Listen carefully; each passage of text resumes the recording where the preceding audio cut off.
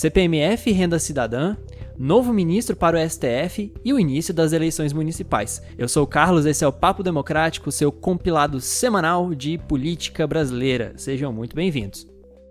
E aí, galera, aqui quem fala é o Atanã, já com um quarto de século vivido, e queria dizer que a CPMF vai vir a 3%. Fala, galera, aqui quem fala é o Pitanga e eu estou com saudades daquilo que eu não vivi, e não estou falando de um impeachment no Distrito Federal, e sim a chuva. Fala, galera, aqui quem fala é o Vinícius, começa a semana aniversário do Atanã.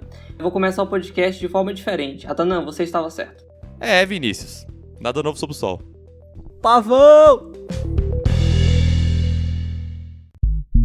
Essa última semana foi bem cheia, já com os destaques que o Carlos trouxe, né?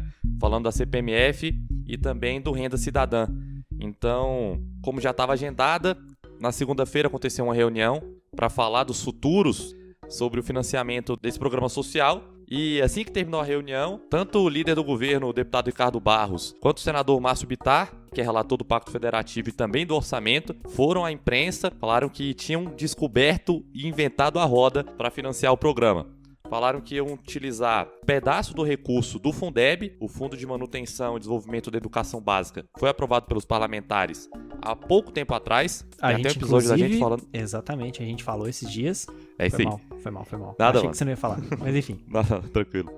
E além disso, também a questão de limitação no pagamento dos precatórios. Há apenas 2% das receitas correntes líquidas da União, utilizando o restante para o financiamento do Renda Cidadã. Todo mundo muito feliz, mas um pouco triste também, porque nessa mesma reunião falaram que eles não tinham chegado a um consenso sobre o modelo do texto para a reforma tributária. Já na segunda-feira, a reação do mercado foi bem ruim sobre essa solução apresentada pelos parlamentares. Terça-feira, mais sofrimento. E na quarta-feira, o ministro Paulo Guedes foi à mídia dizer que esse tipo de proposta não tinha o apoio do Ministério da Economia e que ele é desfavorável ao não pagamento dos precatórios. Na verdade, o Guedes na quarta disse que isso jamais foi considerado, né? Isso porque o Guedes estava do lado do púlpito na segunda-feira. O ponto para isso tudo aqui, acho que a segunda funcionou de novo como um balão de ensaio, né? Porque o governo chegou apresentando que usaria precatórios. Precatórios vêm de processos que o governo perdeu na justiça, né? E aí o governo é obrigado a pagar esses processos e isso já não tem mais como ser recorrido. Então, assim, o que aconteceu depois da segunda foi o mercado dizendo que não pagar precatórios era calote. E o mercado Olha dizendo... só, mas quem diria? Pois é. Não é minha... E eu aí... não vou pagar uma conta minha aqui, não, pra poder pagar fazer outra conta que eu tenho, olha que eu tenho só. aqui, ó. Vou aqui, ó, pegar o orçamento. E aí, dizendo que essa tentativa aí do Fundeb era uma tentativa de furar o teto, né, de gastos. E assim, o que a gente precisa entender desse processo todo é que não acabou na segunda e na quarta, né? O que a gente teve ao longo da semana inteira foi uma série de falas contrastantes, né? Porque, olha, tem um anúncio de que vai ser usado os precatórios na segunda, quarta-feira o Guedes diz que não é isso, aí surgem na imprensa na quinta e na sexta falas de que é isso mesmo que vai acontecer e de que o plano tá mantido. Falaram tudo isso e aí na sexta o Guedes ainda falou que seria irresponsável, né, tentar furar o teto desse tipo de ação. Então, assim, na semana passada nós tínhamos a indicação de que segunda-feira seria o dia de apresentar a reforma, né? No fim das contas, o que travou de novo o debate é a CPMF e o fato de não ter espaço para debater uma CPMF antes das eleições. Pelo menos isso é o que os líderes de governo acreditam, né? Tanto é que o Ricardo Barros, ao longo da semana, disse que o texto da reforma tributária agora só vai ser enviado para a Câmara depois que eles tiverem confirmado os votos suficientes para passar, né? Porque não adianta você mandar o texto sem a certeza que ele vai passar, segundo ele, e isso provavelmente só vai acontecer depois das eleições. Então, assim, o cenário ficou muito pior para a tramitação de qualquer reforma, né? Deu um monte de falas contraditórias entre atores do governo, né? E, de novo, fica difícil entender onde é que tá com quem tá o protagonismo disso, né? Não, pior que nem fica, né? Cara, eu acho que fica. O Ricardo Barros e o Márcio Bittar estão doidos pra terem um filho bonito. Não importa se vai furar o teto ou não, mas o importante é ter um filho bonito que gere popularidade. O presidente só quer registrar, mas não quer fazer. E o Guedes não sabe o que fala. Então assim, sobre a tributária, os atores são muito interessados em conseguir bancar a desoneração da folha, mas eles prometem que não vão aumentar a carga tributária, mas vão desonerar a folha, e o que o povo não pagar de folha, eu vou pagar de CPMF, pra poder desonerar. Então esse já é o primeiro stonks. O segundo stonks é o seguinte: eu não vou cumprir compromissos fiscais, ou seja, não vou pagar precatórios, pra cumprir compromissos fiscais e ganhar a eleição. No meio do caminho, eu crio um imposto novo, banco a falta de um imposto antigo e pego um pedaço do Fundeb. Pronto, isso aí é mágica do Brasil. Stonks máximo, né? E esse caso do Fundeb ainda mostra o interesse do governo, que já estava claro no momento da tramitação desse novo Fundeb, né? Porque o governo já tinha esse interesse de alguma forma, custear programas sociais a partir desse Fundo de Desenvolvimento da Educação Básica, né? Então, assim, eles até retomaram algo que já estava claro na discussão do texto anterior, né?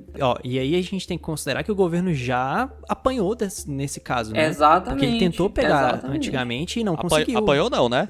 Foi trucidado. Trucidado. E depois o Bolsonaro teve que retomar foi trucidado. narrativa. O governo foi trucidado. Pois é. E falando em narrativa, tem esse ponto também, né, Carlos? Que o governo agora tenta linkar essa necessidade de custear os programas sociais a partir do Fundeb com essa necessidade de dar continuidade a esse auxílio emergencial, né? Não nessa perspectiva de auxílio e emergencial, mas algo escalável e consiga de alguma forma ajudar com que haja retomada do emprego. Assim, tem uma coisa que a gente tem que considerar que é o seguinte: o governo está surfando onda de popularidade porque teve o auxílio.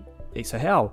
Mas o auxílio sozinho não vai ser o suficiente. Certamente. A partir do momento que você tem uma economia que pode não crescer nos próximos anos por uma série de fatores, inclusive a pandemia. Inclusive, assim, esse interesse pela desoneração da folha, ele vem em parte ali do debate da reforma tributária, né? De pressão dos setores de serviços, que vão ter aumento de carga e tal. Mas me parece que, nesse momento, ele vem mais pela percepção de que desemprego vai ser um problema e que isso vai ter que ser endereçado de algum jeito, né? Vai ser o próximo passo a ser endereçado, assim. E aí, nesse contexto, desoneração da folha serviria meio que como uma medida para tentar estimular a criação de postos de trabalho.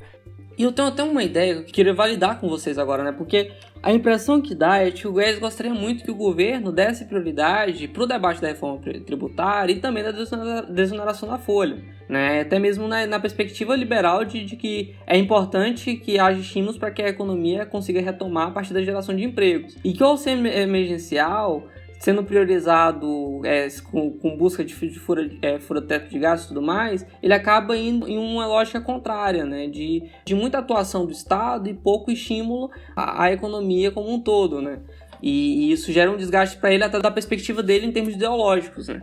Não, mas assim, o que a gente tem que pensar é que, do ponto de vista de timing político, você pensar em reforma tributária já é complexo de debater com os setores, é mais complexo ainda quando você fala em criar um novo imposto, porque é muito difícil nessa narrativa você conseguir emplacar a fala completa, que é: vou criar um novo imposto, mas vou tirar imposto de outras coisas, né? Nessa transmissão de mensagem, o que muito provavelmente vai acontecer se eles tentarem criar um imposto agora, vai ficar só a manchete, né? O governo cria novo imposto. E aí isso, a desoneração durante uma eleição municipal, é terrível, né? É terrível. Então, assim, o governo está preocupado com o timing político, né? Então, não só o governo falando também na base política, né? Nos partidos que tem apoiado e tal. Eu só queria corrigir a minha fala, porque eu falei que o Guedes, nessa relação toda aí, é a pessoa que não sabe o que fazer. Mas, na minha opinião, o Guedes é apenas um médico geneticista tentando juntar todos os caracteres para formar o filho bonito. Só que o problema é que o Guedes olha pra cara da mãe, olha pra cara do pai e sabe que isso não vai acontecer. Entendeu?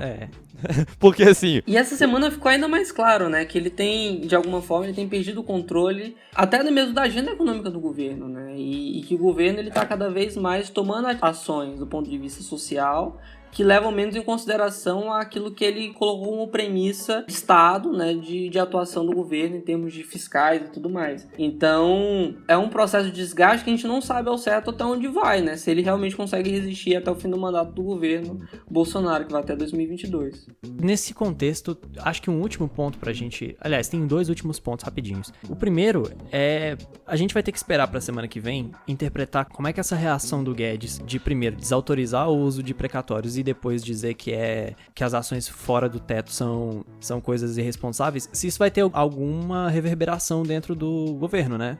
No governo, eu digo, da cúpula do governo. E aí um outro ponto que eu faço questão de levantar aqui é que, assim, por mais que o governo tenha tirado aí o foco da reforma tributária e dito que não vai enviar isso até o fim das eleições, é importante lembrar que existem outros atores interessados, né? E por mais que a gente tenha que ter cautela, né, em falar isso, é importante lembrar que o presidente da comissão mista, o senador Roberto Rocha, tweetou durante essa semana dizendo que o Congresso não precisa do governo para aprovar uma PEC. Né? Pelo menos do ponto de vista procedimental. Assim, Isso. Aliás, só do ponto de vista procedimental, porque é muito difícil considerar que isso passe sozinho sem a articulação do governo. Mas lembrar que tem outros atores que ainda têm interesse na reforma tributária. O Maia é um deles, porque, enfim, né? Porque ele levantou essa bandeira ao longo de muito tempo e seria positivo para ele aprovar. Então, a gente também tem que ficar de olho em quais vão ser as próximas movimentações nesse sentido. E, Carlos, falando em atores interessados, outro tema que repercutiu bastante, e aí repercutiu logo depois que o andar da carruagem estava bem avançado em relação a esse debate sobre a CPMF, se avança ou não avança, e também sobre os rumos do Renda Cidadã, né? Que foi o caso da indicação para ministro do STF, né? Para a vaga que a aposentadoria do ministro Celso de Mello, né, que vai acontecer no dia 13 de outubro. E Bolsonaro decidiu indicar um nome que não estava sendo cotado nas mesas de aposta, entre aspas, lá de Brasília, né, que é o do desembargador piauiense Cássio Nunes Marques, de 48 anos, que foi indicado também pela ex-presidente Dilma Rousseff para o posto no Tribunal Regional Federal da Primeira Região, né? Então, ele foi meio que um outsider, né? Não havia tantas expectativas em torno do nome dele, até mesmo porque quando se ventilava o nome de Cássio Nunes Marques era para ministro do STJ, porque também vai haver uma vacância nesse outro tribunal. E tudo aconteceu de uma forma muito rápida. Quarta-feira começou a ventilar essa notícia, inclusive que o Bolsonaro se encontrou com Gilmar Mendes e também com o ex-presidente do Supremo Tribunal Federal, Dias Toffoli, para buscar uma chancela ao nome do futuro novo ministro do Supremo Tribunal Federal, e também fazer algumas articulações, em especial no Senado, para entender mais ou menos qual o nível de aprovação. E isso gerou muita repercussão justamente porque o nome dele veio chancelado pelo Ciro Nogueira, que é senador e que tem muito acesso ao governo federal a partir dessa transição do governo, né? Está se tornando cada vez mais um governo conectado à ala do Centrão na Câmara dos Deputados e no Senado Federal. Então, esse nome ele veio recheado de polêmicas por conta dessa chancela e também pelo fato de que ele também tem uma relação com o governador do estado do Piauí, Wellington Dias, que é do Partido dos Trabalhadores. Além disso, né, havia também uma expectativa dos lavajatistas, né, que estavam frustrados desde a saída do juiz Sérgio Moro do governo, no início da pandemia, entre maio e abril, e que acabaram vinculando uma série de hashtags, né, em relação à indicação do Bolsonaro, até falando que ele era Bolsonaro petista, Bolsonaro com Lula, enfim, surgiu uma série de memes em relação a esse assunto e que até repercutiu na ala evangélica do governo, né, em especial algumas autoridades que têm muita abertura no governo, como, por exemplo, o caso do pastor Silas Malafaia, que ficou muito chateado e demonstrou isso nas redes sociais, justamente porque o presidente Jair Bolsonaro tinha indicações de que indicaria uma pessoa terrivelmente evangélica para o cargo a partir da saída do ministro Celso de Mello. Enfim, Vini, realmente foi uma nomeação polêmica. E aí, se a gente for pro campo onde Bolsonaro se sente confortável, isso é, as redes sociais, quem acompanhou a última live dele, que teve a participação do ministro Tarcísio, viu o número de comentários Cássio não, porque realmente parece um velho alinhamento político com a velha política, algo que em períodos de campanha Bolsonaro disse não ser. E aí, no caso, vale lembrar também que não foram só essas manifestações por meio de redes sociais. Grupos que, na época do impeachment da presidente Dilma Rousseff, que tinham um comprometimento em trazer um Brasil mais transparente, um Brasil mais justo, um Brasil menos corrupto, também se manifestaram contra o presidente Jair Bolsonaro diante da indicação de que antes era uma sombra da ex-presidente Dilma Rousseff. Aproveitando esse gancho do Pitanga, né, eu já digo que o governo agora é full centrão. Deu aquela limpa ali na vice-liderança. A deputada Zambelli muito triste, agora não faz parte mais, não é mais do grupo de vice-líderes do governo. Ela também foi para as redes sociais mostrar descontentamento. E a indicação de Marques para esse posto no Supremo mostra que cada vez mais é mais centrão, né? Levando em conta aí os pontos que o Vinícius comentou pelo fato dele ser apadrinhado politicamente. Então, vamos aguardar os próximos nomes, né? Também as repercussões. Eu acredito que vai ser um nome que vai passar de forma tranquila ali pela sabatina no Senado e deve ser empossado aí nas próximas semanas. Então, aproveitando que o Atana falou das próximas semanas, né, vale recordar o tweet da senadora Simone Tebet, que é presidente da Comissão de Constituição e Justiça do Senado e que vai também, né, liderar essa sabatina do futuro novo ministro do Supremo Tribunal Federal, né, ela comentou que em respeito ao atual ministro Celso de Mello, ela só vai começar a sabatina após a aposentadoria dele, que vai acontecer no dia 13 de outubro. Então, muito provavelmente, a gente já vai ter indicações sobre como vai acontecer, qual vai ser o rito de sabatina a partir do dia 14 de outubro. Até lá, o ministro vai ter muito tempo para poder conversar com os parlamentares, se apresentar e fazer todo esse jogo que já é de praxe para quem quer ser chancelado pelos parlamentares, né, no Senado Federal.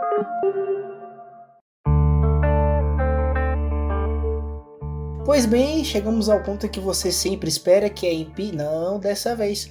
Essa semana em estados e municípios, o ponto alto foram o início das campanhas eleitorais. No último dia 27 de setembro, domingo passado, a gente já havia comentado isso, o TSE liberou as campanhas eleitorais de acordo com seu cronograma e com as datas para as eleições deste ano. Lembrando que para essas eleições algumas regras especiais, e para você começar a conhecer os seus candidatos, vale a pena você ir lá no nosso Instagram do Papo Democrático, inclusive siga ele, que a gente está começando a preparar um material especial sobre as eleições de 2020. A primeira edição que a gente colocou lá no Papo Democrático vai dar algumas dicas para você saber quem são os candidatos para esse ano nas eleições municipais, assim como as datas mais importantes que delimitam até onde cada tipo de campanha pode ir e o dia do primeiro turno que está previsto para o dia 15 de novembro. E aí vale ressaltar que esse período de campanha e esse período de eleições municipais encontra-se ainda em pandemia e dependendo da sua região ou do seu estado que você está escutando agora, vale ver as regras que estão dispostas. Um exemplo é que no Espírito Santo, comícios, carreatas estão proibidas pelo governo do estado, já saiu isso em decreto inclusive. Fora que também no Rio de Janeiro, em edição extra, carreatas e comícios também estarão vedados. Porém, outros tipos de encontro presencial já vão estar valendo. Lembrando que vale também ver quais são as regras de distanciamento social e também quais são as regras sanitárias que devem ser adotadas durante as eleições de 2020. Então, essas eleições municipais estão sendo muito interessantes para mim, porque faz 2 eleições que eu não voto nas eleições municipais, por estar em Brasília, né? Eu morei em Brasília de 2012 a 2017, então não acompanhei os 2 últimos ciclos, né? Então essa eleição está sendo interessante porque eu tenho que acompanhar os candidatos e entender mais ou menos para quem eu vou votar. Está sendo uma missão muito árdua, mas está sendo interessante ver como que o processo eleitoral está mudando por conta da pandemia, né? No caso de São Paulo especificamente, que é onde eu moro, a gente teve o primeiro debate transmitido em televisão e foi muito interessante ver como os candidatos estavam tentando aproveitar aquilo ali para o momento do debate, para transferir, né, aquelas pessoas que estavam, os telespectadores, para as suas contas em redes sociais, para que eles pudessem acessar e tudo mais. Então estava tendo muito processo de disputa de redes sociais no debate. E também, por conta da pandemia e também dos diversos dilemas da cidade, o nome Bolsonaro foi pouco ventilado, né? Na verdade foi mais o Celso Russomano que tentou fazer algum tipo de emenda ali para corroborar a narrativa dele, pessoal, né, de que ele é indicado pelo presidente Jair Bolsonaro, né, é o candidato do presidente Jair Bolsonaro em São Paulo. Mas fora isso, os outros demais candidatos tentaram sempre trazer dilemas da cidade, também sobre como, na perspectiva de cada um, a cidade pode trazer respostas para o pós-pandemia, né? Então, foi interessante ver como o debate a nível municipal estava focado a despeito dos dilemas que a gente vê a nível federal. Eu queria deixar só um último alerta sobre as eleições municipais, gente, que é a seguinte: Memes. Memes elegem candidatos. Então, se vocês estão compartilhando memes achando que vocês não estão colaborando com a visão de alguém que vocês não concordam, tá aí um momento pra pensar, porque é real. Meme dá muita visibilidade e a gente já percebeu isso antes e agora em diferentes candidaturas pelo Brasil que usam isso como uma estratégia de visibilidade. Aproveitando essa fala do Carlos aí, galera, assistam o Dilema das Redes. Saiam das redes sociais, menos Spotify, pra ouvir nosso episódio. Vai. Não, tem que estar no Instagram também, que é isso. Verdade, Instagram. Sai do Twitter Facebook. também, tem Twitter. Isso. YouTube também. Ah, então eu ignoro o que eu falei. Foi mal, pessoal. E aí, aproveitando o gancho do Carlos, vale lembrar que também as campanhas por meios de redes sociais têm uma data limite. Quer saber qual é essa data limite? Vai no Instagram do Papo Democrático, lá vai estar tudo direitinho. Não esquece de a gente acompanhar por lá, porque lá vai ter todas as publicações e especiais sobre as eleições de 2020. Também ao longo do nosso Papo Democrático todo domingo.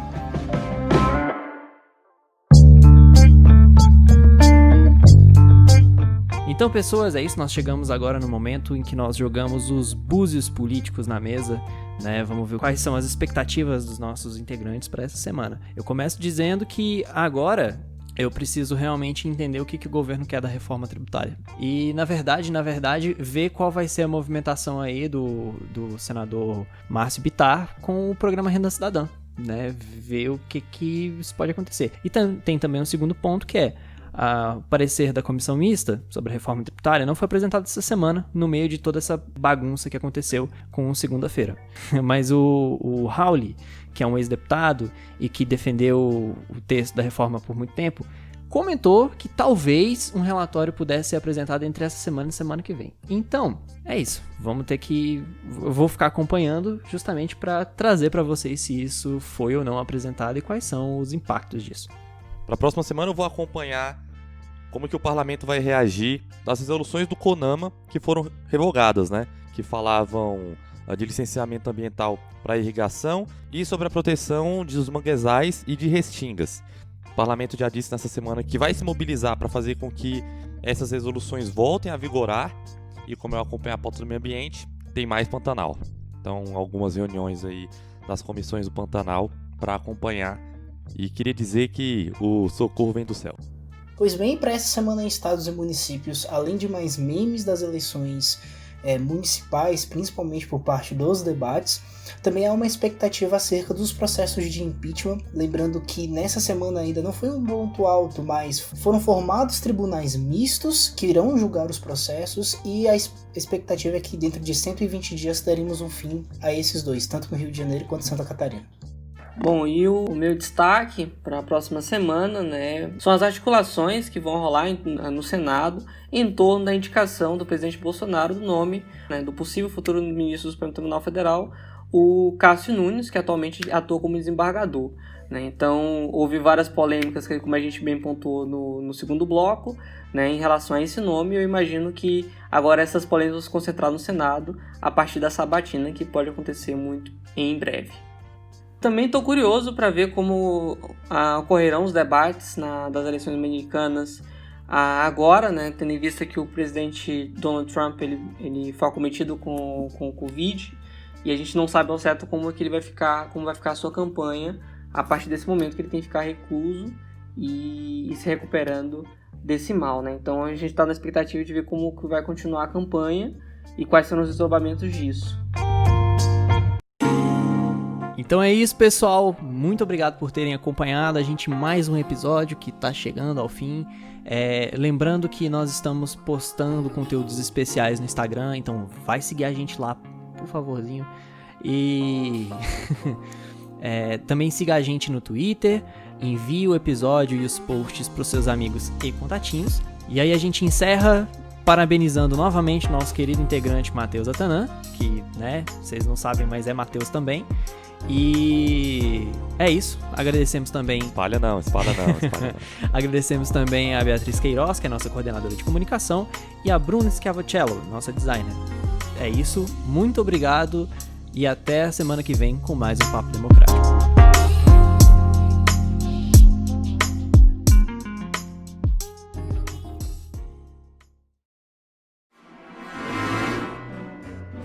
E TikTok daqui a pouco, porque o Vini vai fazer também. Não, TikTok? TikTok não. TikTok Quem não. vai ser o o Vini TikTok? vai fazer o TikTok. Quem vai ser o TikToker? Pitanga TikTok. Eu voto. Gente, seguinte. Olha aí, a gente virou blogueiro no total agora. Quando a gente bater 500 seguidores, que a gente é humilde, ou 1000 seguidores, o que vocês acham? Quentinho. Quentinho, 500 seguidores, 500 seguidores. Ah, pra o Pitanga TikTok vai tem entrar. que ser uns 1000, hein? Pitanga vai entrar pro TikTok. Meu pai, não vou fazer Tem que isso, fazer aquelas filho. dancinhas 1000 seguidores aí, o Carlos tira a barba. 1000 tirar a barba?